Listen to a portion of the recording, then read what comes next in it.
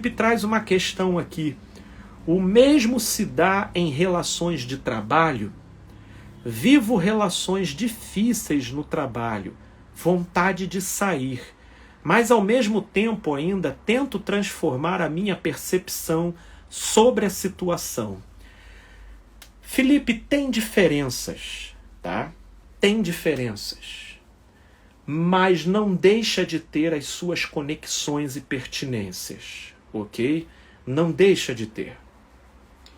Toda e quaisquer relação que desfrute numa interação próxima e constante com a gente, pode ser de uma natureza diferente, mas haverá um entrelaçamento de afetos e expectativas. E a relação de trabalho, em boa parte dos casos, meu Deus, a gente passa mais tempo interagindo com o ambiente de trabalho do que muitas vezes no nosso ambiente familiar e particular. Né? Então, nesses casos, faz toda a diferença a salubridade psicológica e de interação entre os envolvidos no trabalho. Porque se o ambiente for demasiadamente tóxico, na medida em que um engana o outro, na medida em que quem exerce o papel de chefia manipula, humilha, ou parte para uma tirania draconiana, semeando medo, insegurança e toda sorte de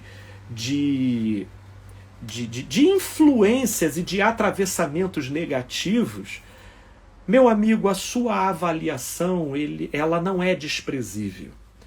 Eu lembro muito de um período que eu tive no meu trabalho. Eu antes de trabalhar com a psicologia,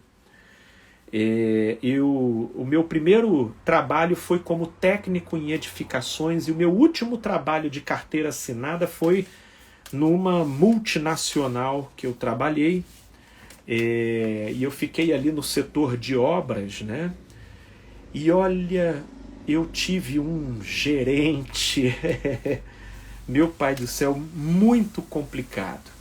Só para vocês terem uma noção, depois que eu saí, eu trabalhei 1 ano nesse setor. Inclusive, hoje eu vejo tudo isso com muito significado, porque eu creio que esse trabalho foi a dor de parto para que eu fosse parido na direção da psicologia. Né? Inclusive, enquanto eu trabalhei nessa empresa, eu já estava quase me formando na faculdade, né? Então, eu nesse setor, esse gerente era muito tóxico.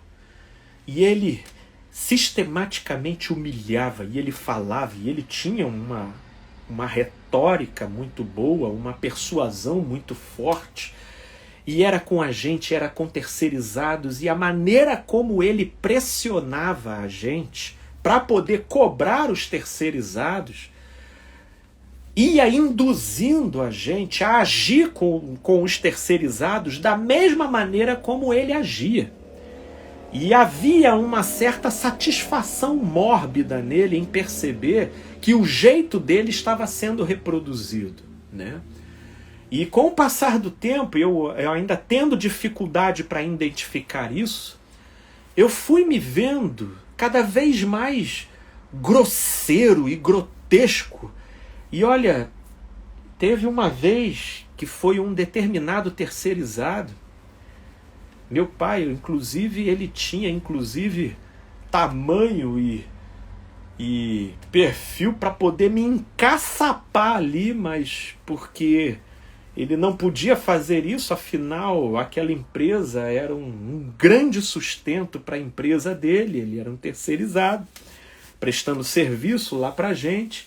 Ele se conteve, mas depois que eu fiz um espetáculo de esculhambamento, ele tinha realmente dado mole em alguns pormenores, mas eu estava ali mimetizando o perfil e a postura do meu gerente.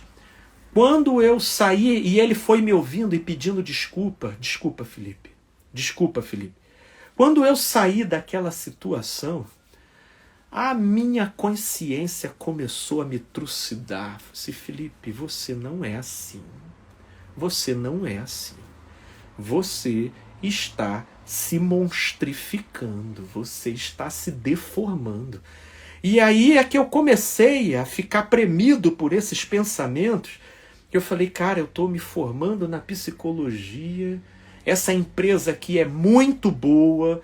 Essa empresa aqui, e era uma multinacional, ela oferecia inúmeros benefícios, me daria todas as condições para eu pendurar a minha chuteira e me aposentar ali dentro. Inclusive, era esse o pensamento até das pessoas à minha volta. Caramba, o Felipe conseguiu uma excelente oportunidade. Porque, querendo ou não, a gente sabe que esses adereços, eles meio que condicionam a gente também ali dentro da coisa, né?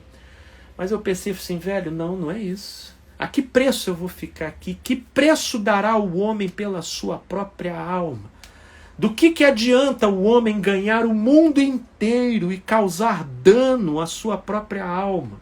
Isso foi uma pergunta que Jesus fez.